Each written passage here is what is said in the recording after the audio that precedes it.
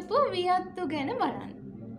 රස කවි ගොතපු වියත්තු තමයි පුතේ ඔයාලට 7 වසරේ තියෙන්නේ. මුනිදාස කුමාරතුංග, තොටගමේ ශ්‍රී රාහුල හාමුදුරුවෝ, ඒ හාමුදුරුවෝ ඉන්නේ කෝට්ටේ යුගයේ. එස් මහින්ද හාමුදුරුවෝ ඒ ඉන්නේ කෝට්ටේ යුගයේ. ඊට පස්සේ අපිට හම්බ වෙනවා ආනන්ද රාජකරුණ. එයා ඉන්නේ කෝට්ටේ යුගයේ.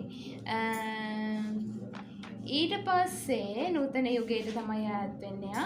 අරිසෙන් අහුබුදු ඒ වගේ කවියෝ රස කවි ගොතපු වියත්තු. හරි. අපි යමු මේ කවියට. මුනිදාස කුමාරතුංග තමයි මේ කවිය ගොතලා තියෙන්නේ. ගොඩ ඉතා ලොකු සතා බලවතා බල ඇතා. බලන්න. ඉතා සතා තා ඇතා. නේ? එතන අපිට එලි සමය දක්නට ලැබෙනවා. අර එක වචනයෙන් නැත්නම් එක අකුරෙන් අවසන් කරලා තියෙනවා නම් එතන තියෙනවා පුතේ එලි සමය තියෙනවා. අපේ වැවේවි හොඳින් වැවේවි අටුකොටු බෝවි බඩගිනි නේවි. ඒතනක් තියෙනවා මොකද්ද? එලි සමය තියෙනවා. වී කියලා අවසන් කරලා තියෙනවා. නේ පුතේ? ඔව්. ඊළඟට හා හා හරි හාවා කැලේ මැදින් ආවා හිටගෙන ගඟ ගාවා වටපිට ඇහැලෑවා. අපි චූටි කාලේ ඉගෙන ගන්නවනේ. ඔව්. ඊළඟට තොටගොවේ ශ්‍රී රාහුල හාමුදුරුවෝ දවසක් ඔන්න කතාවක් කියනවා මම. 6 වෙනි පරාක්‍රම බාහු රජතුමා යනවා ඔහොම ගම් පළාත්වල සංචාරෙට නේ.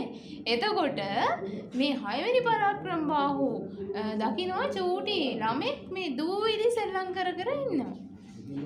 එතකොට 6 වෙනි පරාක්‍රම බාහුත් හොඳට කවි දන්න එක්කෙනානේ. හොඳ කවියෙක්.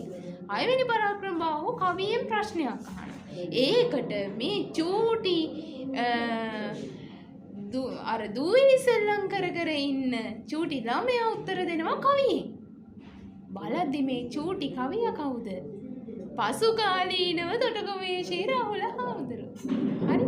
සහජ කවිත්වය කියන්නේ අර ඉපදෙනකොටම එයා ලබාගෙන එන වාසනා ගුණයක් තමයි සහජ කවිත්වය කියන්නේ. දැන් ඔයාලටත් තියෙන්න පුළුවන් කවි ලිවීමේ හැකියාව.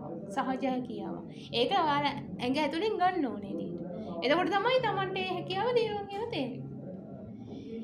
මා වැනි බිලින්දා වර වර ළඟට කැන්ද